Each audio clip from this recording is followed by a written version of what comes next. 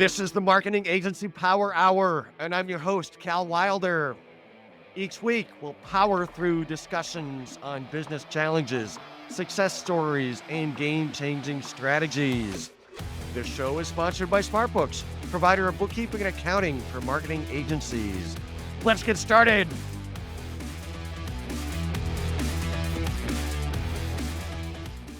So I'm excited to be speaking with today's guest. I think it's the first time somebody with this niche has been on the show. So we'll learn more about that. He's an entrepreneur, a brand strategist, a marketing and copyright expert, and a writer. He's got over 15 years of marketing experience and has named over 1,000 brands. He's a recognized leader in brand development, guiding global strategies for major companies such as Nike, the NFL, and Capital One. He's a strategic writer with a blog focused on in-depth techniques for brand naming. He's the founder and managing director of Tanj. Scott Milano, welcome to the show. Thanks so much, Cal. Super happy to be here. And that is quite an introduction. Really appreciate it. So what is the single most powerful strategy for success in your agency these days? So I thought you might ask that question just based on an earlier conversation we had. And I have to confess, we don't operate like that where we have like one sort of silver bullet. This is exactly what we need to do to get to the result that we're seeking. I think for us, we're a pretty small shop. We definitely punch above our weight, but it's a real mix of all types of things. Obviously, there are trackable, revenue, profit, and loss that we're monitoring, but a lot of it is, do we enjoy the work that's coming through the door? Are we building good relationships? Are we getting great work out the door in terms of the names and the language that we create in our agency? And then lastly, are we helping make a difference and move the ball forward for our little niche, which is specifically brand naming, but more broadly, just the branding world? Are we producing content that's helping people, adding value to the conversation? So that's not a single strategy. There's a bunch wrapped up in there. Happy to dive into various parts of it, but I think that's how we see it. Yeah, that makes sense. But you must be doing some things really well to attract and work with the kinds of clients that you do. Why do you think clients choose to work with you and your firm? We have data that kind of gives us a sense of what they're looking for. So just kind of voice of the client, voice of the customer. Usually what it is from our perspective, and I think it is going to be the same for most folks listening to this, is kind of confidence in the team and confidence in the investment. Are we going to get something really good out of this that we can run with? We have a pretty proven track record, both for global enterprises, launching new brands, new innovations, as well as startups that are doing, typically well-funded startups that are doing really cool things, and they want to put their best foot forward with a great new name and powerful story to kickstart and ignite, or they're scaling and they have a naming issue and they need to rename.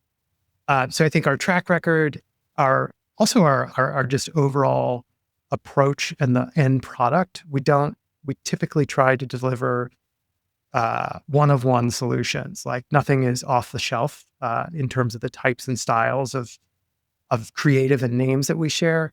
And I think that resonates with our clients, and they feel confident that we'll get to a successful result. I would also hazard the guess that just your kind of laser focus on naming and not trying to build websites and run ad campaigns and things like that probably helps you as well, right? People know you're the naming expert. I think so. And whether I think it's a strength of our model and perhaps the downfall of the scalability of our business, because I always say you can't sell someone a name when they don't need something to name, something named. So it's very intent-based, which is just part of our niche and the way it operates. But we never really had any ambitions to go beyond our world of words. As a team, just my own personal background, this is exactly what we like, and it's a passion of ours. It's not just a business that we run. We love the work and love the area that we focus in specifically. So Um, Having that laser focus certainly helps get us attention. And I think, having a sustainable business, we've been in business over 15 years, as you mentioned, I guess hopefully speaks to the quality of our work. So what kinds of clients hire you because they need a new, like, I guess there's some people need a first name and they have enough money behind them to invest in a first name, and then people want to change their name, and why do they want to change their name? And like, why do they, what are the situations where it's important enough for them to hire somebody like you to go through a naming project? Yeah, sure. So there are a couple basic scenarios, and then there are many flavors within that. But core would be, say new company or big company launching a new product. We work a lot in the spirits and beverage spaces. So large brewery, they're spinning off innovations and they need new names for these new things that are out there in the world. So that happens across all different sectors. So we see a bit of that touching on all types of industries. So new to world brands need new names. Second would be maybe aside from big companies, you think about in the startup world. We typically don't work with bootstrap startups. They're usually VC backed, often second time founders who understand the challenges of developing a great name. There's legal, there's all types of issues involved. We can help get them to a result quite quickly. So again, it's a new to world brand, but it's a different flavor of the type of project and a different type of client. And then there's usually a fair amount of renaming within our work. You kind of touched on that. So we'll have clients for whatever reason don't get it right in the beginning, or they have, there's a merger and they need to rename these two entities. Whatever it is, could be a startup that's scaling, could be a much more established business that's going through some type of transformation. And in those instances, we'll be brought in to help navigate that renaming process, which could be pretty thorny. Naming a brand that's new to the world is a challenge in and of itself, but taking an existing identity and basically dissolving it and then creating something new is a whole other level of challenge on bringing people on that journey.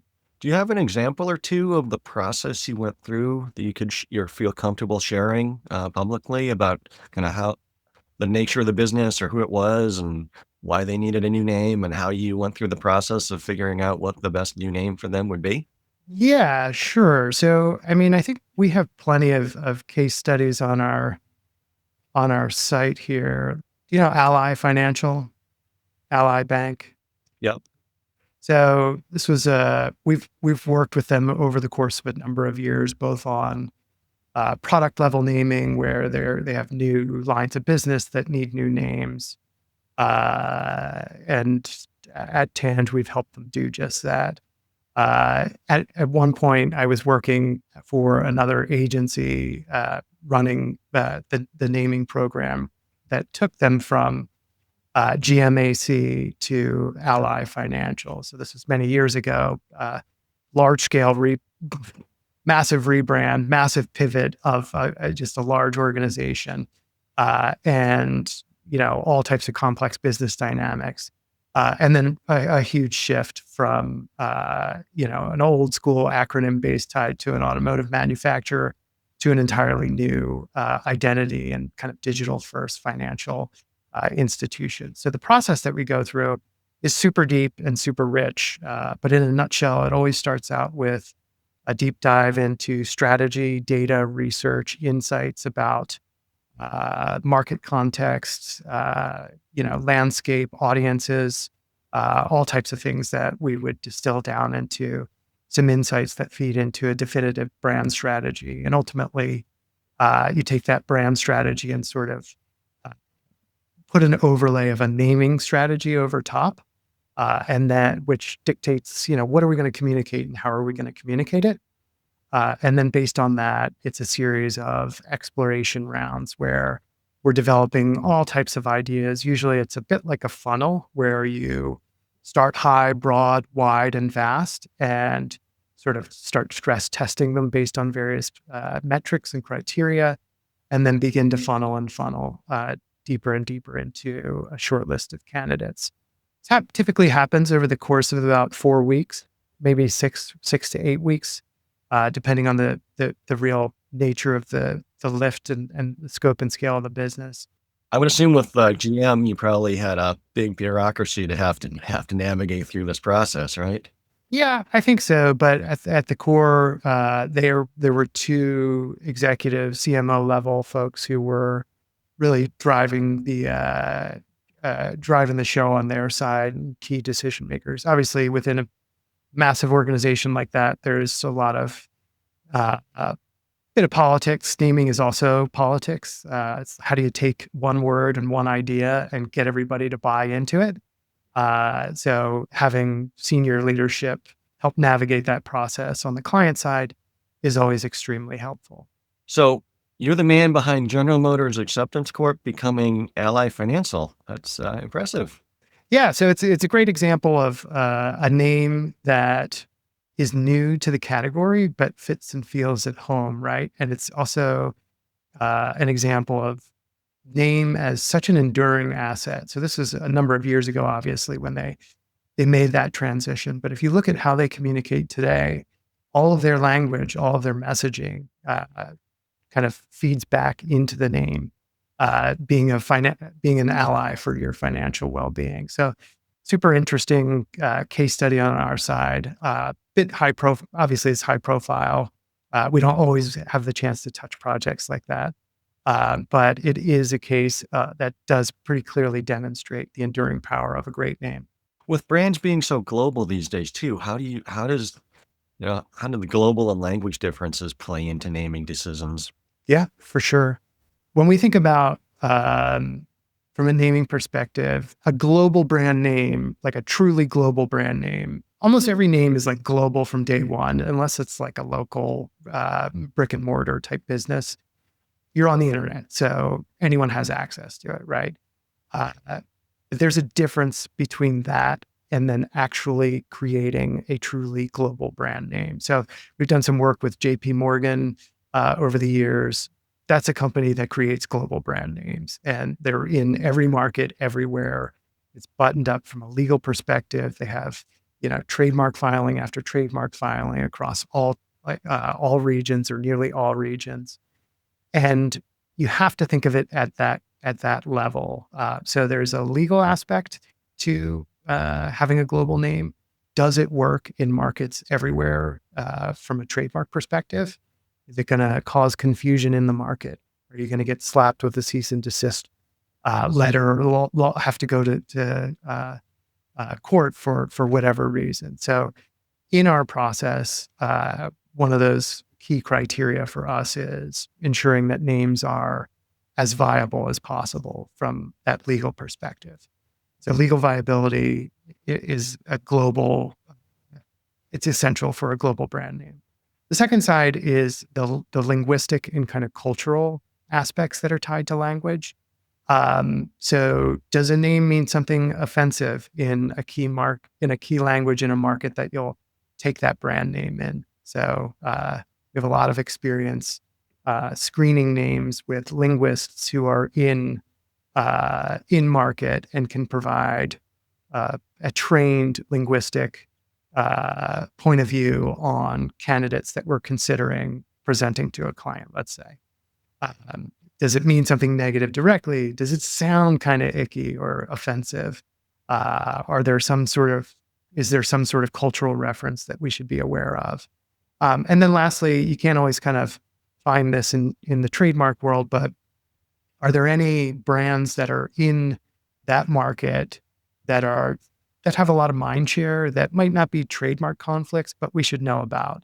For example, things will pop up around like personal care, like toothpaste or toilet paper. It just sort of it creates some perception challenges if you're selling a financial service or something like that. You just want to kind of know what else is out there in order to make sure once you enter that market, that name will ultimately fly.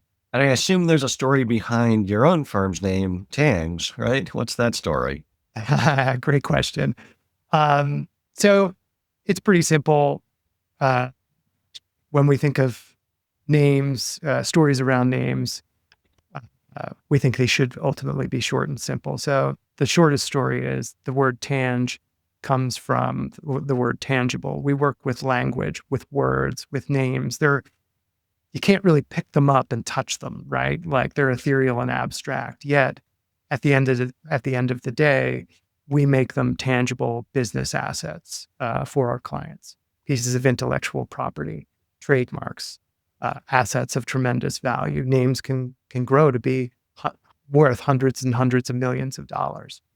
That's the shortest form. Second is it sort of touches on a Japanese word that basically means to bottom line or simplify. I have a personal history with Japan, speak Japanese, and I thought that was a good message and connection to what we do. We think that simplicity is the hallmark of a great idea, and we try to make the solutions that we create for clients as simple and effective as possible. And then the last is from tangerines. Our brand color is a vibrant orange. As a team, we kind of like the fruit. So there's that reference in there as well. Nice.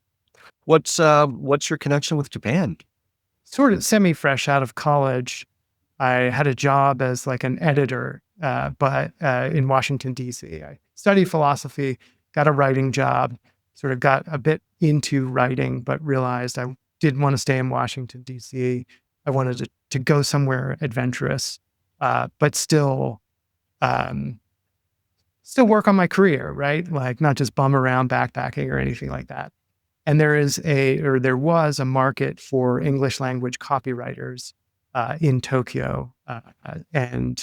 So I made the decision to move there, packed my bags at the age of 23, hopped over there, started a freelance writing practice, and then ultimately fell into the world of naming through Japan. And when we were speaking offline, you mentioned, an issue you've been working through with, the importance of your personal brand, Scott Milano, versus your business, Tang's brand. And how are you thinking about that? Yeah, so that's a great question. It's still a thesis, right? Like I haven't finished the experiment. But for, say, our first 15 years, I was hell-bent on pushing our agency brand front and center wherever I could. Tanj equals naming. And that was it. And I, as the leader of the business, and just kind of took a back seat. But sort of had an epiphany. And I'm always hesitant to use the term personal branding, but for lack of a better term, you can see the rise of personal brand. It's pretty obvious in terms of social media. People like people a little bit more than they like brands, so they tend to follow people and engage with people more. So I had that kind of thought of, hey, as many things in our world are changing in terms of how we get the message out about our business and our expertise, let's run an experiment of putting me more front and center. So over the last year, it's been about 12 months at this point, I've made this hard leaning in to short form video in particular, and I have really experimented with that medium. So I've made 250 videos in 12 months and just trying to deliver value and perspective on all things naming. I sort of know my lane and don't hop out of it too much. And it's been a really good exercise so far, and I've seen some results. Would definitely like to get more results out of it, but already have ideas for year 2 on how to do just that. 250 videos, huh? That's like almost one every business day, huh? You haven't had trouble coming up with something different to talk about? No, I mean, in the beginning, I thought, how the heck am I going to how could I ever create 10 videos, right? But as soon as you jump on the content train and you start thinking about the things that you're seeing as pieces of content, and I'm sure you get this with your podcast, with all the great questions that you're asking, it just starts to build momentum. And I have to say, like, I don't know if I could do this infinitely, but like, I am never short for things to talk about or topics to tackle. And that's what keeps it really exciting and fun. It's just, obviously I'm doing it to invest in our business and my own personal brand. But it's a hell of a lot of fun. So I've really enjoyed it so far. Cool. Yeah, I went through, and I'm somewhat going through the same question around the firm name, brand name versus personal name. Because when my wife and I started SmartBooks back, 16 years ago, but around the same time you did, we purposely said we didn't want to name the firm Wilder and Wilder, or Wilder and Company, or something. That's our last name. We wanted to name it something kind of independent that represented something that the business was aspiring to do. So we called it SmartBooks because we're trying to, deliver insights and intelligence around financial performance as a result of doing good bookkeeping and accounting and eventually financial reporting for our clients. And we had visions of grandeur, hundreds of employees, big business, and didn't really turn out that way. We're still, relatively small, about 20 people, and more of a boutique than a mass market brand. And I think people kind of, they probably remember me or my wife Jenny a little bit more than maybe they remember SmartBooks. So I see what you're saying, although I'm not sure that we're going to change the name at this point. Well, you have a great last name for perhaps another type of business. Wilder and Wilder just sounds like a super cool creative agency that's gonna just keep amping it up and experimenting. I don't know if you want that for your books though. So maybe Smart Books, after all, was You don't want a wild man doing your books. Yeah. Smart Books, smart choice. So you're obviously having success. You've got a long list of clients, a lot of recognizable names in there. So you're doing a lot of things well, at least from what I can tell here, but I'm sure you've got challenges like everybody. Are there any particular challenges that you're currently grappling with that you recently had to overcome? Yeah. So I think even as there's a couple things that come to mind. Even as sort of niche as we are, we're seeing more and more competition in our space. So 15 years ago, 20 years ago, only a much smaller number and finite number of firms worked on this kind of thing, naming in particular, and understood the challenges. But we are seeing more folks who are just dedicated to this discipline come into the equation, and then other agencies that are maybe doing broader brand development or broader marketing are trying to tackle this key part of a brand development project. It doesn't mean that we don't have a place by any means. We're experts in this particular field, and it's a high stakes decision that businesses are making. And sometimes we see a lot of clients come to us after they've already tried these maybe less specialized or even less expensive routes. So there's that just amount of competition in the mix.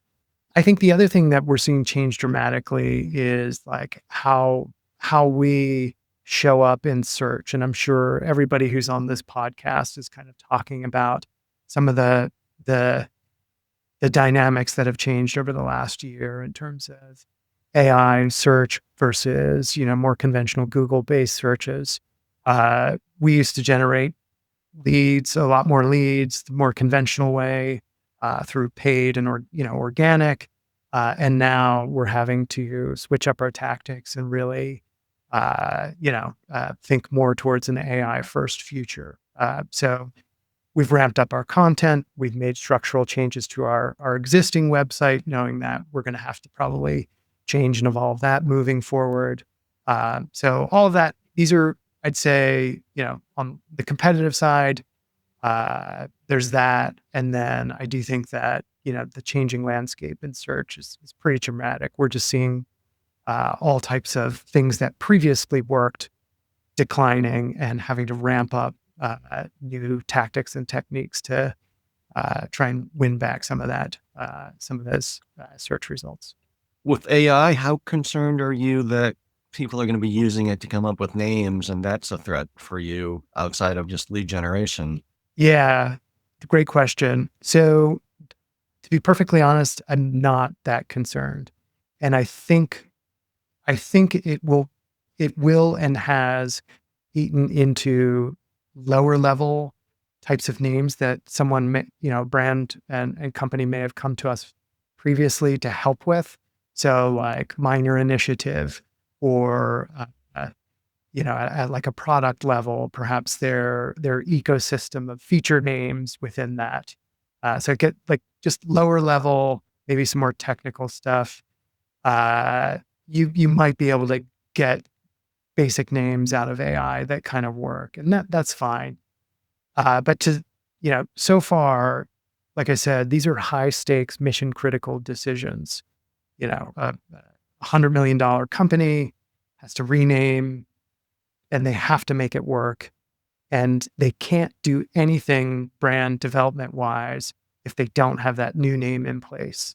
And they're not, unless the CEO or CMO is a little crazy, they're most likely not going to hand a simple brief to their intern to jump on ChatGPT and ask it to spit out names and be able to push that through a complex organization, legal hurdles, linguistic hurdles, launching a global name. Uh, AI can assist. It doesn't. We don't see it as a tool to help generate names, but it can help on the journey to generate names, and in the hands of a skilled creative, can actually be pretty powerful. But we don't see it as solving the problem at this point. It's not nuanced enough. It's not creative enough. It doesn't think laterally, and it lacks a whole lot of taste. That's kind of our view on what we've seen. Fair enough. So switching gears a minute, I work in bookkeeping and accounting and tax and CFO, so I've got to ask you a couple finance questions. And I know your business is relatively focused and it's boutique, so you might not have a ton of financial activity to worry about every day. But I'm curious how you go about managing the bookkeeping and finances, who you have do the work, what kind of reports you like to look at. Yeah. So we don't really have like a massive number of projects and like thousands and thousands of invoices or anything like that, or receipts. So it is pretty straightforward. Begrudgingly, we are a QuickBooks based business. Never a fan of it, but our accountant, who we are a fan of, is a fan of it. And we've just been locked into the system from pretty much day one. So there's that. I'll just put that out there, leave that on the table. In terms of, general bookkeeping, I can actually keep up with it pretty easily. Like I said, the volume of transactions isn't that crazy. And I kind of like it, to be honest, as a way to disconnect kind of like my creative brain and then just work on like, more process and just kind of working through and making sure everything is in order. It just gives me a better sense of control over the business. I think if we were a more complex business, I would certainly have somebody else focus on that and handle it. Cool. And then, yeah, I guess the other part of our we have payroll, a payroll company to run our payroll, and then the accountant to kind of help, quarterly at key points and help with broader strategy. Cool. Given you're a creative guy, not an accountant by trade, I'm curious if there's anything you learned the hard way over the years that you would do differently if you had a do-over. Not get locked into QuickBooks. What is it that you really don't like about QuickBooks? I'm sure if we were a more sophisticated business, there are features in there that we could unlock that would be beneficial and, help with all the different processes. But I feel like there are many other lower cost or free solutions out there that are probably fine for our purposes, but they weren't there when we first started, and QuickBooks was sort of, and then the accountant side of it. Our accountant typically prefers to work on it. I'm sure we could get him to not, but it would just be disruptive. And I mean, you know this from your clients and probably your own business. When you make major changes to core infrastructure like that, it's pretty disruptive. Takes a while to get back on track and get that improved system in place and running properly. We just we just haven't gotten there yet, and I'm just not a super fan of the overall QuickBooks experience either. Just the platform. Why are they like hitting me with ads in the middle of the platform and offers when it's like I'm already paying to like have a clean, simple experience? Like back off, guys. Please back off. But yeah, they're trying to start, QuickBooks payment services or loans or works in process. Like I get it. Obviously, they want to run a better and better business, but it's just not very tasteful. I don't get a lot of that. I'm on the accountant's console, so I don't think they are heavily marketing new services to me as an accountant as much as potentially to the end users. But yeah, that's true. I mean, the other thing they've done is the price has probably doubled over the last 6, 7 years, as well. I mean, they're a big public company. They're investing a ton in AI technology like everybody, and they have dominant market share, so they can get away with raising the price, 10% a year or something like that, like they seem to have done over the last several years. But I can see why you may think it's kind of expensive for your needs. And there definitely are some bells and whistles as they built out the product. I remember when we started SmartBooks 16 years ago, like the online edition of QuickBooks was just becoming viable because in the accountant space, it used to be this crappy online product. They didn't have enough features to be useful for accountants. And then they built out a lot more features to make it more powerful, but now it's, overly complicated potentially for somebody with relatively simple needs that doesn't need all that functionality. So I can appreciate what you're saying.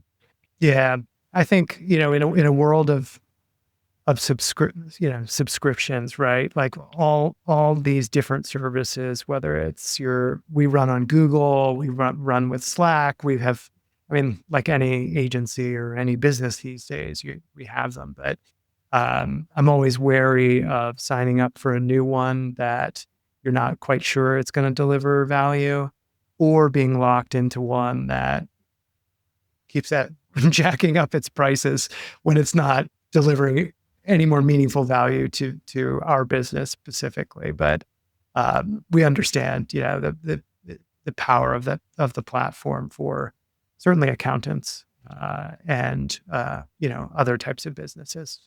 Occasionally we see more of a practice management application try to bolt on, general ledger accounting as part of it as another module. And that may be attractive to some folks if you really just need a practice manager, professional services automation system, and you don't care that much about accounting bells and whistles. But on the accountant side, we just hate that because they do a terrible job at the accounting. And clients may not realize it, but the accountants hate it. So it's kind of, we have a love-hate relationship with those other products that try to bolt on accounting as another module within them. And then they can market it. Oh, you don't need QuickBooks, just do everything in our platform. And the accountants don't like it. Never. Well, no one wants to upset the accountant. Accountants kind of rule the world sometimes. So what excites you about the future for, your business, your industry, or you personally? Yeah. So, I mean, I think like everyone, we're touching on it in terms of QuickBooks, in terms of our work, in terms of market share, but certainly AI is the most exciting thing that we're seeing right now.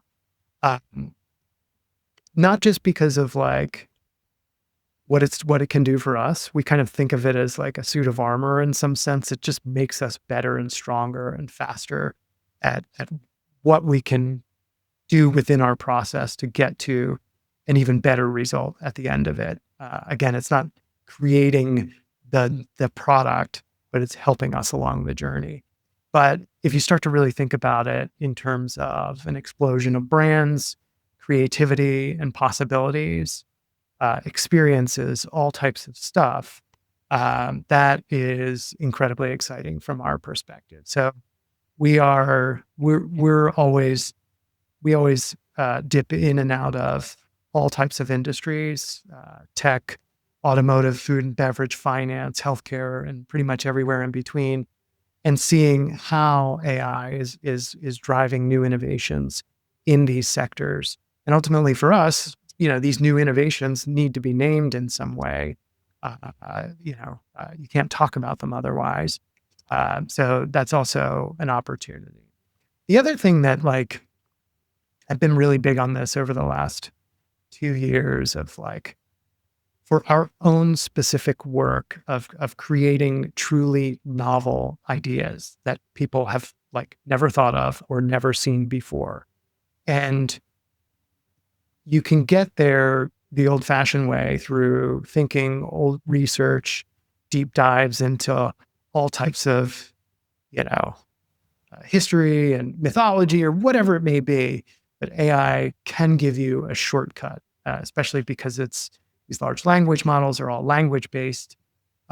We can kind of zero in and get at it more quickly and unearth truly novel concepts and ideas, which is super exciting on my end. And it benefits our clients because they get really interesting, uncommon names through our process. Cool. Yeah, it's really hard to keep up with everything that's going on in AI, but you're right. There are endless possibilities. It's hard to prioritize what to do with it at least for me sometimes. Yeah, I think so. I think you have to kind of figure out when and where it makes sense to invest your time to work on a new thing that is leveraging it. So I'll come up with ideas for tools that we can embed in our process and sort of prototype them really quickly, make a custom GPT to help us do this one thing a little bit better and see if it works. And if it doesn't yield results, or I find myself not coming back to it that much, maybe it's not worth investing much more time into it. But if you sort of see the potential and the possibility in that thing that it's helping you do, that's a clear sign of oh, that's going to be a good use case. So it's worthwhile prioritizing it. So we've talked a lot about what you're doing, these days, which is all exciting, but I'm curious if you look back to when you were little Scott, did you think you'd be starting and running and owning your own business one day? It's so funny to say that. Little Scott did. Little Scott did think he was going to be doing this in a similar fashion. Whether that's good or bad, I'm not sure. But I've always had this ever since I got into writing and sort of naming in particular. You're in the business of selling ideas. You're in the business of creating worlds and around a concept, and you invest a lot of yourself in that. And I figured along the way, as I was doing it for other businesses or other people, I really ultimately wanted to do it for myself. I might as well, because I'm investing so much in this. I might as well have a stake in it. So I didn't quite think it would be the exact flavor of what I've done throughout my journey, but I had hoped when I was much younger that I would be in a position to have, a cool creative business, really enjoy the work, be very passionate about it. And with that, have a solid kind of work-life balance with family life, with hobbies and all the other things that I'm interested in. And I've been able to get there. So hopefully I can stay there and keep doing great work. But I did have a feeling it would be something like this when I was younger. Was there a particular catalyst or opportunity that made you eventually take the plunge and launch the business? Yeah. The Great Recession created waves and waves of layoffs across all types of industries, including mine. I kind of saw the writing on the wall a couple months before, so I'd already built a prototype of Tanj as like a small, simple freelance practice. So had a website ready to go, had a name, had a story, had some work to kind of put in there and go out and start promoting. So literally from that experience, happened to be one of the best experiences of my life. Was able to on day one basically turn this new thing on, and then within the first 9 months was already doing better than I was in that previous job. So, and kind of haven't looked back. So That's great. That's great. If you could look back over the last 15 years with the benefit of hindsight and give yourself some advice, is there anything you would tell yourself? I don't know if I have like a, hey, dude, you should have done this, or don't do this. One of the things that drives me in my own work, like whether it's the business side of it, the creative side, um, what we put out in the world is a constant search for new and uncommon and interesting. And when I was much younger, I had the guts to like pack my bags and go halfway around the world, not knowing anyone, and just jump into a new language, new culture, and just find a path forward. And I always kind of go back to that of like not only that particular part of my life, but it's like have the courage to continue to keep doing new and hopefully cool things. So it's not necessarily me giving advice to my younger self. It's kind of this blend of taking some advice from my younger self and applying it to where I am now and where I will go in the future. I think that's what drives me. It's really important. It's an important part of who I am and how I see the world. So that's how I kind of feel about looking at older me versus or younger me versus me now. Cool. So what do you like to do outside of work, Scott? I think we touched on this while we were in a previous conversation. We both kind of come at running, and I think you had mentioned you were interested in triathlons. Running is a big part of my life. I may not be as competitive as you when it comes to getting into races and things like that, but I like to tack on a lot of miles during the month. It's just my way of getting out and seeing the world and new neighborhoods and new places and just getting outside. So that's a big part of my daily routine. I have a family, so certainly love spending time with my two daughters, my wife, and we moved somewhat recently to a home. So like you, I've been doing a lot to kind of bring the home to a space that we really enjoy and kind of optimize it. And getting out in the garden, designing gardens and things like that. So those are just some of the things that I focus on when I'm not naming names or talking about names. Yeah, I'm not putting in nearly as many miles as you are these days. It's been a few years since I've done a race, and I kind of transitioned into coaching my kids' sports teams more than I am training for competitive races myself. But yeah, like you, I really enjoy getting outdoors. And the older I get, I guess the more I appreciate being outdoors. When I was young, I just you should go outside and you play ball. Like it doesn't take any conscious effort to go outside. Then we get older and we sit at a desk most of the day if we let ourselves, and then we get trapped with social media or family commitments that we didn't have when we were younger. And so I think it takes a conscious effort to get out and plant a garden and manage the garden, but it's very peaceful and fulfilling, at least for me, to watch those plants grow and then have some food to harvest at the end of the summer. Yeah, I treat a lot of my hobbies in ways that like we treat our projects with work with Tanj. So it's like I think I mentioned this to you before with our home. We kind of We built a little brand around it. We have a website for the house, and we market it actively for basically for movie shoots. It's a very interesting architectural home. We've had some interest from companies like Netflix about shooting here. So that in and of itself is like taking the skills that I use for clients, but applying it on or to like a side hustle or my own passion project. I really enjoy that too. It's just like building something at a totally different level for completely different purposes is super fun.